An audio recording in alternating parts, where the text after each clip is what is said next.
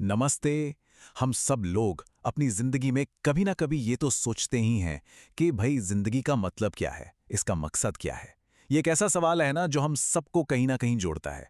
तो आज इसी गहरी खोज को थोड़ा समझने की कोशिश करते हैं। तो चलिए सीधे मुद्दे पर आते हैं।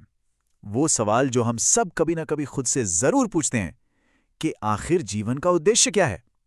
ज्यादातर हम सोचते हैं कि इसका कोई बहुत बड़ा, कोई शानदार सा जवाब होगा। पर क्या हो अगर इसका जवाब वैसा हो ही ना जैसा हम सोच रहे हैं, कुछ बिल्कुल ही अलग। यहाँ पे सद्गुरु का एक विचार है जो सच में सोचने पे मजबूर कर देता है। जरा सोचिए, अगर कोई पहले से तय मकसद हो ही नहीं तो उसे पूरा करने का कोई बोझ भी नहीं होगा, है ना? बस जिया जा सकता है पूरी तरह से। ये कोई कमी नहीं है, बल्कि देखा जाए तो ये एक जबरदस्त आज़ादी है। तो चलिए इस बात में थोड़ा और गहरे उतरते हैं। ये जो आइडिया है ना कि हमें एक मकसद खोजना है, ये असल में उल्टा भी पड़ सकता है। कभी कभी एक पहले से तय मकसद की तलाश ही सबसे बड़ी रुकावट बन जाती है।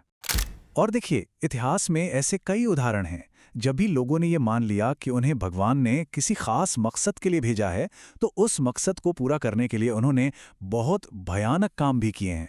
होता क्या है कि उस बड़े से लक्ष्य के सामने ये असल जिंदगी, इंसान, इंसानियत, ये सब बहुत छोटी चीजें लगने लगती हैं। और ये सोच, सच कहूं तो बहुत खतरनाक है। अच्छा, इस बात को और अच्छे से समझने के लिए ना हमें जिंदगी और उसके माहौल के बीच का फर्क समझना होगा, क्योंकि अक्सर हम इन दोनों चीजों को एक ही समझ लेते हैं। देखिए, हमारा काम, हमारा परिवार, हमारी सोशल लाइफ, हम अक्सर इसी को जिंदगी मान बैठते हैं। लेकिन सच तो ये है कि ये सब जिंदगी का माहौल है, मतलब बाहरी तामझाम। असली जिंदगी तो वो है जो हमारे अंदर चल रही है। वो प्रोसेस, वो एनर्जी जो हमें जिंदा रखे हुए है। क्रिएशन का वो सोर्स जो हमारे अंदर धड़क रहा है। और सच पूछिए तो यही हम सबसे बड़ी गलती करते हैं।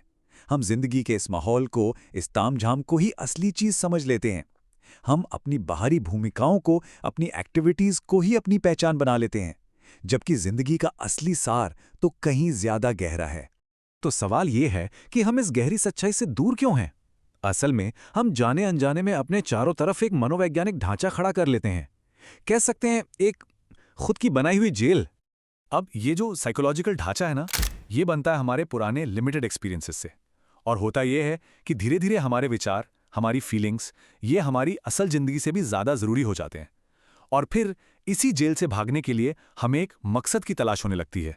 ये जो दीवारें हम अपनी आत्मरक्षा के लिए खड़ी करते हैं, ये हमें एक सिक्योरिटी और पहचान तो देती हैं, इसमें कोई शक नहीं।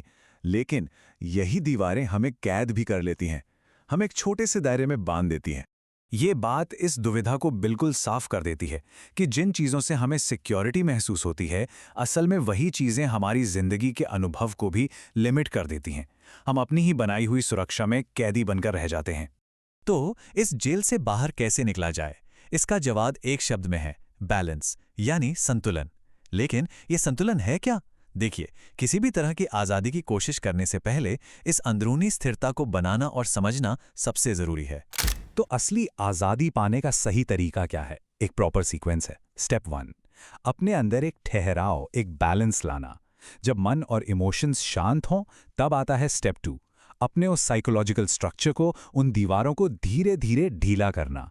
और बस तभी असली फ्रीडम का एहसास हो सकता है, क्योंकि बिना बैलेंस किए करने की कोशिश बहुत खतरनाक हो सकती है। बिना संतुलन के आज़ादी है, वो अक्सर तबाही लाती है। सोचिए, जैसे कोई नशे में कुछ देर के लिए खुद को आज़ाद महसूस करता है, लेकिन क्योंकि कोई बैलेंस नहीं होता, तो उसका नतीजा हमेशा बुरा ही होता है। वहीं दूसरी तरफ, जब संतुलन के साथ आज़ादी मिलती है, तो वो सच्ची मुक्ति और एक गहरी संतुष्टि देती है। तो सबसे ज़रूरी बात जो यहाँ याद रखनी है वो ये है कि बैलेंस वो पहली शर्त है, नॉन नेगोशिएबल। इसके बिना अपनी सिक्योरिटी की दीवारों को गिराना बहुत भारी पड़ सकता है। लेकिन अगर अंदरूनी तौर पर एक बैलेंस है, मतलब मन शांत है, सोच क्लियर है, तो यही काम आपको आज़ाद कर देता है। तो अब हम उद्देश्य या मकसद के इस आइडिया को एक नए नज़रिए से देख सकते हैं। ये कोई मंजिल नहीं है जिसे ढूंढना है, बल्कि ये जीने का एक तरीका है। तो जिंदगी का असली मकसद क्या है? पूरी तरह से जीना। इसका मतलब है कि ये जिंदगी खत्म होने से पहले इसके हर एक पहलू का, हर एक डायमेंशन का अनुभव करना, कुछ भी अनछुआ ना रह जाए। इससे बड़ा मकसद और क्या हो सकता है? और आखिर में ये एक लाइन ही पूरी बात का निचोड़ है। जीवन का उद्देश्य है जीना, और पूरी तरह से जीना, हर पल को पूरी जागरूकता और पूरी भागीदारी के साथ अनुभव करना। तो अब अगली बार जब दिमाग में ये सवाल आए कि मेरा मकसद क्या है, तो शायद सवाल को ही बदल देना चाहिए। क्या हो अगर हम खुद से ये पूछें कि मैं अपनी जिंदगी को कितना पूरी तरह से जी रहा हूं? यकीन मानिए, बस ये एक सवाल पूरी सोच की दिशा बदल सकता है। इस पर सोचिएगा जरूर।